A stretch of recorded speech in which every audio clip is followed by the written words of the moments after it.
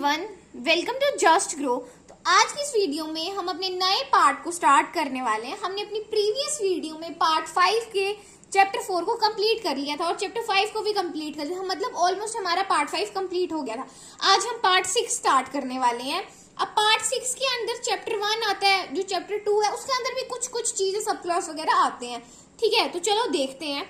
जो स्टेट्स है, पार्ट 6 किसके साथ डील करता है? द स्टेट्स के साथ। ये आर्टिकल 152 से लेके 237 आर्टिकल तक डील करता है। चैप्टर 1 हमारा कहता है जनरल के बारे में, मतलब जनरली आर्टिकल 152, चैप्टर 1 आर्टिकल 152 के साथ डील करता है। इसमें डेफिनेशन बताई गई है स्टेट की। स्टेट मतलब कि पॉपुलेशन, एरिया, गवर्नमेंट की, इन सब चीजों की। फिर हमारा चैप्टर 2 जो कहता है ना, वो गवर्नर के बारे में कहता है। ये आर्टिकल 153 से लेके 162 तक डील करता है। ठीक है, चैप्टर 2 का नाम क्या है? The executive. ठीक है, इसमें गवर्नर के बारे में बताया गया है और ये मैंने कुछ ट्रिक लिखी हुई है। आर्टिकल 153 से लेके 161 तक को लर्न करने की।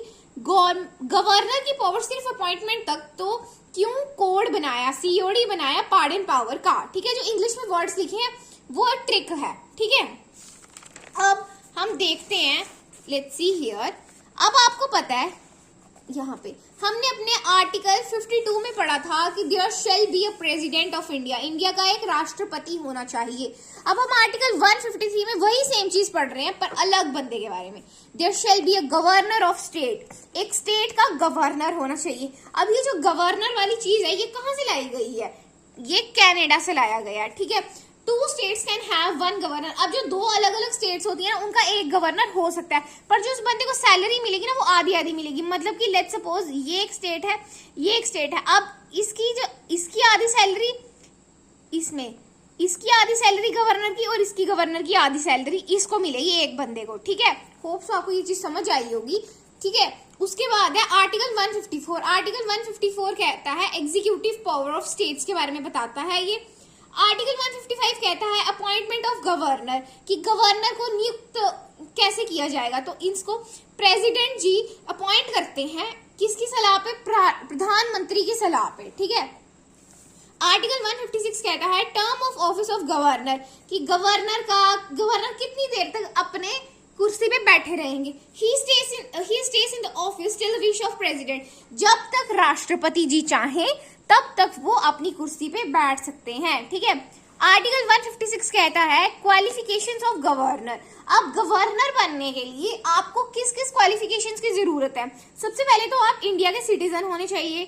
ठीक है, इंडिया के एक नागरिक होने चाहिए। आपकी जो आयु है वो 35 ईयर्स से अबव होनी चाहिए, 35 होनी चाहिए। Should not hold any government office of profit, मतलब आपको कोई भी ऐसी प्रॉफिट वाली चीज, गवर्नमेंट ऑफिस कि आपके हाथ में नहीं हो। ठीक है, या आप उधर काम नहीं करते, कुछ ऐसी चीज होनी नहीं चाहिए। शुड बी मेंटली स्टेबल, आप दिमागी तौर से बिल्कुल ठीक होने चाहिए। ठीक है, आर्टिकल 158 कहता है कंडीशन ऑफ गवर्नर्स ऑफिस। अब गवर्नर के ऑफिस के लिए कुछ कंडीशंस हैं, अब वो कंडीशन देख लेते हैं।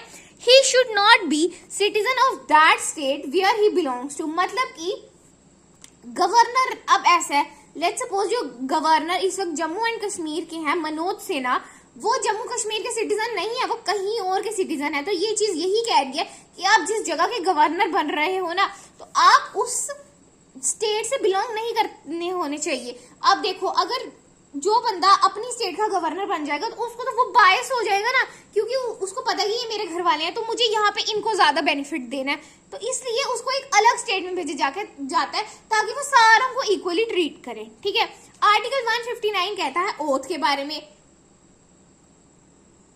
अब ओथ, आर्टिकल 159 बात करता है ओथ के बारे में, तो किसको देते हैं? Chief justice of India. Article 160 कहता है discharge of function of governor by president, मतलब कि कुछ इस प्रकार के केसेस में, मतलब कि कुछ अगर ऐसे केस होंगे ना जो चीजें हमारे संविधान में मेंशन नहीं है, उन केसेस में भी जो राष्ट्रपति जी होते हैं ना, वो गवर्नर को बोल सकते हैं कि भाई आप इस काम को करो, भले ही वो चीज हमारे संविधान में मेंशन नहीं करी गई है। ठीक है, उसके बाद है यहाँ पे हमारा आर्टिकल 161। तो आर्टिकल 161 हमारा कहता है पार्डनिंग पावर ऑफ गवर्नर। ठीक है, अगर होम मिनिस्टर, इसमें क्या होता है कि अगर होम मिनिस्टर पूछेंगे ना, तभी ये चीज की जा सकती है, क्योंकि वो लिस्ट देते हैं। ठीक है, 2 केसेस में गवर्नर जो है पार्डन नहीं कर सकते हैं। कौन सी? To stop someone hanging decision, मतलब कि अगर किसी की फांसी की सजा है वो उसको रद्द नहीं कर सकते हैं, और कोर्ट के मार्शल को भी वो रद्द नहीं कर सकते। इन 2 केसेस को छोड़ के वो किसी की भी पनिशमेंट को कम कर सकते हैं, घटा कर सकते हैं, जो वो करना चाहे वो कर सकते हैं। ठीक है। आर्टिकल 162 कहता है extent of executive power of government, मतलब ये राज्य की जो कार्यपालिका शक्ति है ना उसके बारे में विस्तार में बताता है। ठीक है। और उसके बाद यहाँ पे है, मैंने आपको कहा था ना कुछ सब क्लॉज होंगे चैप्टर 2 के अंदर, तो वो कुछ सब क्लॉज में है। काउंसिल ऑफ मिनिस्टर जो डील करता है आर्टिकल 163 से 164 तक। आर्टिकल 163 हमारा कहता है council of minister to aid and advise the governor. अब इन काउंसिल ऑफ मिनिस्टर का हेड कौन होता है? Chief minister. अब ये कह रहा है कि जो काउंसिल ऑफ मिनिस्टर है वो गवर्नर जी को सलाह देंगे। ठीक है। आर्टिकल 164 कहता है other provisions as to minister, मतलब कि जो चीफ मिनिस्टर होंगे ना वो गवर्नर के द्वारा अपॉइंट किए जाएंगे, और जो बाकी मिनिस्टर्स होंगे वो किसके द्वारा? वो गवर्नर के द्वारा अपॉइंट किए जाएंगे, पर किसकी सलाह पे? चीफ मिनिस्टर की सलाह पे। ठीक है। अब हम आगे देख लेते हैं, तो यहाँ पे है each department have some ministers and these ministers are divided into 3 categories. अब हर एक डिपार्टमेंट है, जैसे लेट्स सपोज एजुकेशन है, होम है, उन सब के अलग अलग मतलब मिनिस्टर्स होंगे। 3 प्रकार के मिनिस्टर्स होंगे। कौन होगा? एक कैबिनेट मिनिस्टर, एक मिनिस्टर ऑफ स्टेट, एक डिप्टी मिनिस्टर। ठीक है। और उसके बाद है अगर चीफ मिनिस्टर मर जाते हैं इन केस, या फिर वो रिजाइन दे देते हैं, तो जितने भी मिनिस्टर्स होंगे वो सब रिमूव कर दिए जाएंगे। ठीक है। नया जो चीफ मिनिस्टर आएगा वो अमेंडमेंट कर सकता है, या फिर जो मिनिस्टर्स होंगे उन्हीं को वो रहने देगा, या फिर वो उनमें कुछ अमेंडमेंट्स कर सकता है, मतलब उसकी अपनी मर्जी होगी, जो वो करना चाहते हैं नए चीफ मिनिस्टर वो कर भी सकते हैं। ठीक है। नेक्स्ट वाला है हमारा the advocate general for the state. तो हम आज की वीडियो अपनी यहाँ तक रखते हैं। अब हम कल की वीडियो में देखेंगे the advocate general of state के बारे में। आई होप कि आपको आज की वीडियो समझ आ गई होगी। Thank you for watching the video.